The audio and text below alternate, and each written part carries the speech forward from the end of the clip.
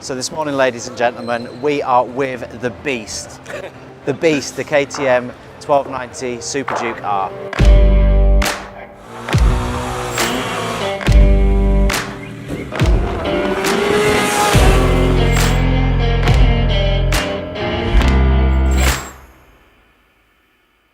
This is quite nice, this one, isn't it? This has got to be one of the most cool and hottest and fast and raw bikes that I've seen at EICMA so far.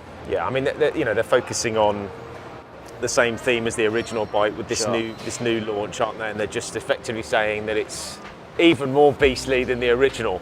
And to be fair, having looked at it, I've got to say, it's seriously impressive bit of kit, isn't it? Well, it's the looks to match as well, right? We already know, I mean, the SuperDuke, it's got a massive reputation of just being a hooligan bike. Yeah. It's a beast. Yeah. They're actually saying that the Beast has got beastlier, which is similar to what they're saying about the 890 Duke R. Yeah. The Scalpel's just got scalpeler. Yeah. So the Beast has got beastlier.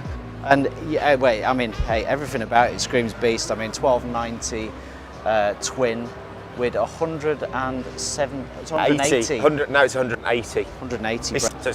It's quite interesting having spoken to one of the other manufacturers yesterday about what they're trying to do this time around with new bike launches, especially with Euro 5 legislation, and how much more difficult it is to get bikes through that test. Well, it's really hard to make an improvement in that, you know, with all that into account, right? Oh, without a shadow of doubt. But you know, even to remain the same horsepower and weight and all that kind of stuff, that's a massive challenge. Never mind making improvement. Well, the interesting thing, and this is the thing I think that excites me more than anything, is actually they're reducing weight. So some of the manufacturers have done it. They've done it with this. This bike is 6 kilos lighter than it was last time around. There is a slight power hike. This goes up, I think, as we just said, to about 180 horsepower. But a reduction in weight has multiple benefits. It means the bike's easier to slow down. It means the emissions are lower. It means it's faster. It means it's more agile. It's more flickable. There are so many more benefits. But I mean, I think that is one huge advantage. For me, it's the thing that really stands out is the way the bike looks. Oh, yeah. I just absolutely love the styling on this bike. I wasn't, the original SuperDuke for me, I wasn't super convinced. I wasn't convinced. This time the draw factor is. I'm struggling not to salivate right it's now. It's fantastic. Well, interesting enough, you're actually in the market for super powerful naked bike, aren't you? Yeah. Well, I mean, this has got to be on the. Oh, without a shadow of a doubt. I think I had some kind of strange and erotic dream about this last night, having seen it yesterday. Well. This Kawasaki's new ZH2, which I'm hoping we'll probably talk about at some point. I believe, I don't know whether the bike's here, but I believe they're launching an uprated speed triple. I just love a good naked, but I've got to say, at the moment, this is top of the list. I've looked at Ducati's new V4 Street Fighter, which I'm assuming we'll talk about as well. But for me, at the moment, this is top of the pile. Yeah. I mean, it's fantastic. I love what they've done with the exhaust system. Obviously, the camera's around there, but the exhaust system looks fantastic, in my opinion. Obviously, this one's been fit with a full Akroprovich system, but even the standard one looks absolutely mint. Well, I mean, I think this is going to be a massive favourite for this bike. One of the things that we were talking about with Ollie, who's on our camera today, last night when we first saw the bike, was the standard system. Because it's got a single-sided swing arm, actually it kind of covers it a bit, doesn't it? But when you see it with the cut of it, I mean, that just looks fantastic. I think the proportions are right. The packaging looks good. I know you can be deceived when you're in this kind of environment when you're looking at bikes, but actually it's quite a compact machine. Oh, really compact. I mean, can you imagine what this is going to ride like on the road? It's just going to be like just raw. That's my impression. It's going to be super raw. We probably should have got Ollie in on this one, because I know that he's ridden the original bike. I haven't had the opportunity, and obviously we've ridden the 790, and I thought that was quite a bit of a monster, but this is a whole other level. Monstrous power, huge torque.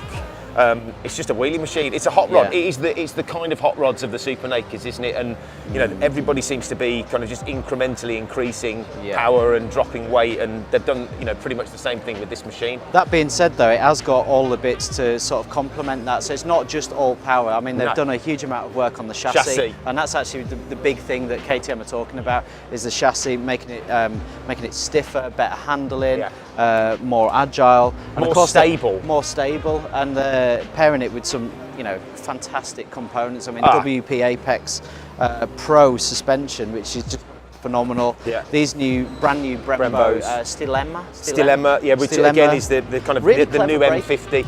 Really clever braking system. I mean, you know, CNC specifically to like induce sort of more airflow, so you don't get that that build-up of heat when you're really going hard. I mean, it's a clever system, and actually I think a fair bit of the weight is saved via the new Brembos. So yeah, when we were talking to Paolo yesterday, he said that the effectively they're sort of peppering holes in the caliper to make it lighter, but also to make it to improve the airflow to stop you getting your brakes too hot. It's so clever. The other thing I love about this is the switch gear. I know it seems like a really silly thing, but I think they've improved that massively. It all feels really nice quality and premium. That's the right word. Yeah. The finish does feel another notch up from the previous bike. Yeah, I would totally agree with you. And what?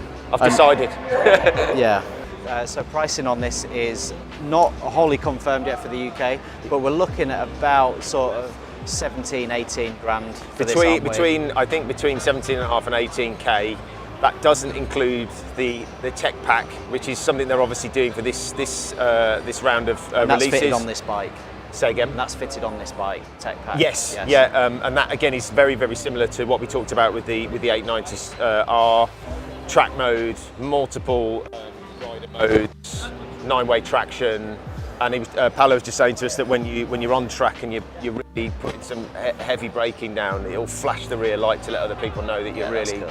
So there's some really nice features, but you are adding another 700 quid basically. 950 euros. Okay. So it's not the cheapest bike in the world, but you are getting something really special. So that's been our first look at the KTM SuperDuke R 1290.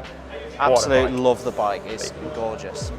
So stay tuned, we're going to be shooting more bikes from EICMA and the latest basically for the 2020 season. Please like, please comment, love to hear what you think about the bike.